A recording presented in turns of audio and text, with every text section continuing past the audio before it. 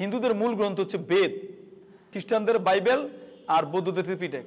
আর কোরআন কার? শুধু মুসলমানের না, কোরআন হচ্ছে সকল মানুষের। যেহেতু আল্লাহ বলছে শাহরু রমাদান আল্লাযী উনজিলা ফিল কোরআন হুদাল লিন-নাস ওয়া বাইনাতিন মিনাল হুদা ওয়াল ফুরকান, এই কোরআন নাজিল করেছে বরকতময় রমজান মাসে সকল মানুষের, বলে নাই মুসলমানের, সকল মানুষের হেদায়েতের জন্য, জান্নাতের জন্য, হ্যাঁ, স্বর্গে যাওয়ার জন্য, সঠিক রাস্তা সঠিক তরিকা পাওয়ার জন্য, সত্য মিথ্যা ভালো মন্দ বোঝার জন্য।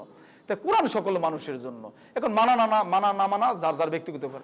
তো এই জন্য আমি একটু পার্থক্যটা দেখাচ্ছি। যেহেতু বেদটা 4 ভাগ, সামবেদ, অথর্ববেদ, যজুর্বেদ, ঋগ্বেদ। ঋগ্বেদে বলা আছে একং ব্রহ্মা দ্বিতীয়াং নাস্তি নাস্তি কিঞ্চং, স্রষ্টা মাত্র একজন, ওই দ্বিতীয় কেউ নেই, কিঞ্চিত পরিমাণ নেই, কিঞ্চিত পরিমাণ নেই, তাহলে স্রষ্টা একজন। আর আল্লাহ তাআলা কোরআনে বলছে কুল হু আল্লাহু আহাদ, সূরা ইখলাসে বলছে কুল হু আল্লাহু আহাদ, বলো আল্লাহ এক ও অদ্বিতীয়, তার মানে আল্লাহ একজন। আমরা বেদে আর কোরআনে একটু মিল পাইলাম। এরপরে আল্লাহ তাআলা কোরআন কারিমে সূরা নিচে বলছে ইন্নাল্লাহা লা ইয়াগফিরু ওয়া ইউশরাকা বিহি ওয়া ইয়াগফিরু মা দুনা যালিকা লিমান ইয়াশা। আল্লাহ বলতেছে আমি ইচ্ছা করলে শিরিক ছাড়া যে কোনো গুনাহ ক্ষমা করে দেব, ইচ্ছা করলে ক্ষমা করে দিতে পারি, কিন্তু শিরিক ক্ষমা করিব না। শিরিক কি?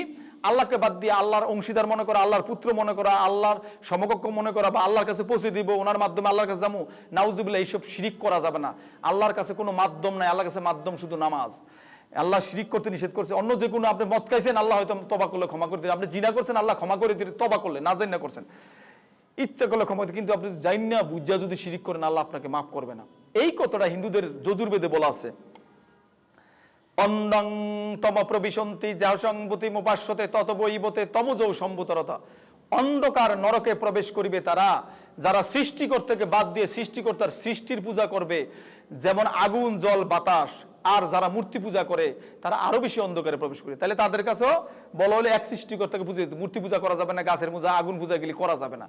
এরপরে দেখেন তাদের একটা কিতাবে আমি পাইছি, লাই ইলাহা হরিতি পাপম ইল্ল ইলাহা পরম পাদম জন্ম বৈকুণ্ঠ অপরিণতিত জপিনাম মোহাম্মদম। এই একটা কিতাবে পাইছি, লা ইলাহা হরিতি পাপম, আল্লাহ তাআলা পাপ মুক্ত করে, ইল্ল ইলাহা পরম পদম, আল্লাহর পায়ে আশ্রয়, প্রকৃত আশ্রয়, জন্ম বৈকুণ্ঠ অপরিণতিত জপিনাম মোহাম্মদম।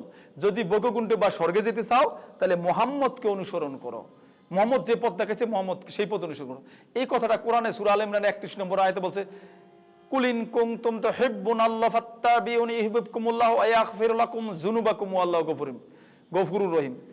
আল্লাহ বলতেছে হে রাসূল আপনি বলে দিন, হে মানব জাতি, এখানে বলে না হে মুসলমান জাতি, বলছে হে মানব জাতি, তোমরা যদি আমি রাসূল আল্লাহকে ভালোবাসো, তোমরা যদি আল্লাহকে ভালোবাসো তাহলে আমি রাসূলকে অনুসরণ করো, তাহলে আল্লাহ তাআলা তোমাদেরকে ভালোবাসবেন, তোমাদের গুনাহগুলি ক্ষমা করে দিবেন। তাহলে ওই হিন্দুদের একটা কিতাবও পাইলাম রাসূলকে অনুসরণ করার জন্য, কোরআনও পেলাম রাসূলকে অনুসরণ করার জন্য, এবং অন্যান্য ধর্মে বলা আছে আল্লাহ রাসূলের সম্বন্ধে।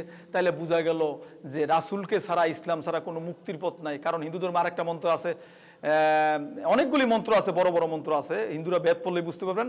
এই জন্য হিন্দুদেরও বেদ পড়া উচিত, কোরআন পড়া উচিত।